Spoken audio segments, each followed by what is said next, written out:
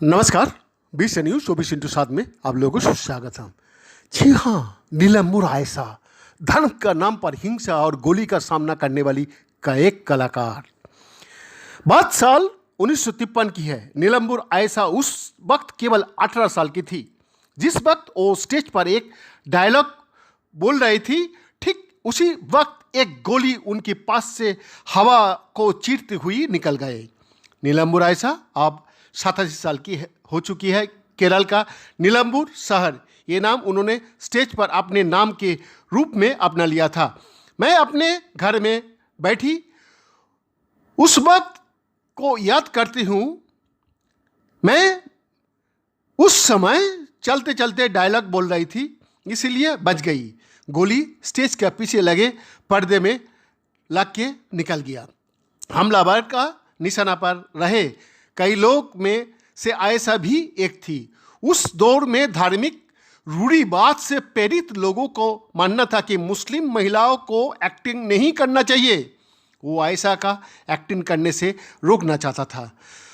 वो कहती है कि इन सब को बावजूद उन्होंने एक्टिंग करना जारी रखा। उन्होंने न सिर्फ इंट्रो और पत्थर का सामना किया, बल्कि उन्हें थप्पड़ भी मारे गए। लेकिन वो तब तक इसे सहती रही जब तक वो लोगों का नजरिया बदलने में कामयाब नहीं हुए।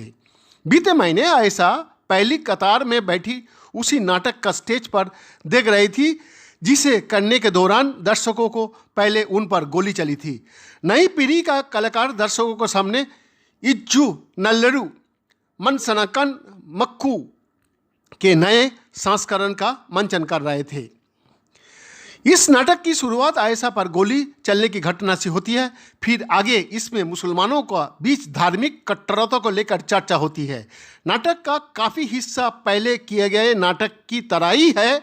हालांकि नए संस्करण में असहिष्णुता और धार्मिक कट्टरता और खासकर महिलाओं के साथ अत्याचार की हाल में हुए घटनाओं को भी शामिल किया गया। उदाहरण के तौर पर सप्ताह भर पहले केरल का एक वरिष्ठ मुसलमान नेता ने एक कार्यक्रम को आयोजक महिला छात्रा को स्टेज पर बुलाकर पुरस्कार देने के लिए उन्हें डांट दिया। जल्द ही इस मुद्दे ने तूल पकड़ लिया और विवाद खड़ा हो गया। साल 2014 में जनता पार्टी का चुनाव जीतकर सत्ता में आने के बाद से देश में मुसलमान पर हमला बढ़ा है। 20 करोड़ की आज़ादी वाले मुसलमान देश का सबसे बड़ा अल्पसंख्यक वर्ग है। लेकिन मामला केवल इतना ही नहीं, अल्पसंख्यक वर्ग भी राजनीतिक उठपटाख का दौर से गुजर रहा है। वहाँ उदारवादी आवाज़ों के लिए धार्मिक पहचान का नाम पर रूढ़िवादी प्रथाओं को लेकर बात करना मुश्किल होता जा रहा है। आयशा कहती है कि वो और उनके अधिकतर कम्युनिस्ट साथी 1950 और 1960 के दशक में जिस रूढ़िवाद के खिलाफ लड़े थे, उन्हें डर है कि वो आज के भारत में अपनी जड़ें गहरी करता जा रहा है और केरल जैसे भारत का तथाकथित प्रगतिशील राज्यों समेत ये पूरे भारत में ही हो रहा है। वो कहती है, हमने इन बातों को लेकर लोगों को नज़रिया बदलने की कोशिश की थी, लेकिन अब अगर एक छात्रा का स्टेज पर जाने को लेकर आपत्ति है तो ऐसा लगता है कि हम पुराने दिनों की तरफ लौट के जा रहा है। आयशा का जन्म एक सम्भ्रांत परिवार में हुआ, लेकिन पिता का मौत के बाद उनका परिवार गरीब हो गया। वो कहती है, जब उनका परिवार जिंदा रहने के लिए संघर्ष कर रहा, उस वक्त समुदाय को नेताओं से उन्हें कम ही मदद मिली। उनके लिए जिंदगी मुश्किल थी, लेकिन वो खुश थी कि उनके पास रहने का एक छत थी। 14 साल की उम्र में उनकी शादी 47 साल के एक व्यक्ति के साथ कर दी गई थी।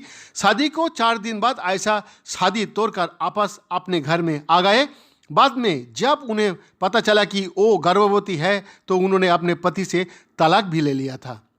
एक दिन जब वो ग्रामाफोन पर गाना सुनते सुनते गाना गुनगुना रही थी, उनके भाई अपने एक दोस्त नाटककार ई के आयामों के साथ घर आए। उस वक्त उनके घर में ग्रामाफोन ही एक महंगी चीज बची थी। उस दौर में कम्युनिस्ट की मदद से प्रोग्रेसिव थिएटर ग्रुप राज्य भर में नाटक दिखा कर रहा था, राजनीति से जुड़े गीत गाकर लोगों को बीच अपनी जड़ें जमा रहा था। इस ग्रुप ने कई छोटे ग्रुप को नाटक लिखने और दिखाने के लिए प्रेरित किया था, लेकिन उस वक्त स्टेज पर अधिकतर भूमिका पुरुष ही निभाता था और महिलाओं की भूमिका भी पुरुष ही निभाता था। 1957 में EMS नामोद्दीपक भारत का पहले कम्युनिस्ट मुख्यमंत्री बने और उनकी नेतृत्व में केरल में सरकार बनी। उन्होंने एक नाटक का मंचन देखने के बाद के आयामू से कहा कि वो नाटक के लिए किसी महिला कलाकार का तलाश करे।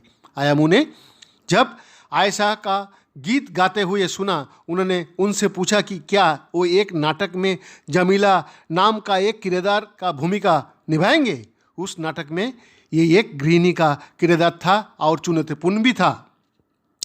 आयशा इसके लिए तैयार थी, लेकिन उनकी मां को चिंता थी कि ऐसा हुआ तो धार्मिक नेता उनका बहिष्कार करेगा।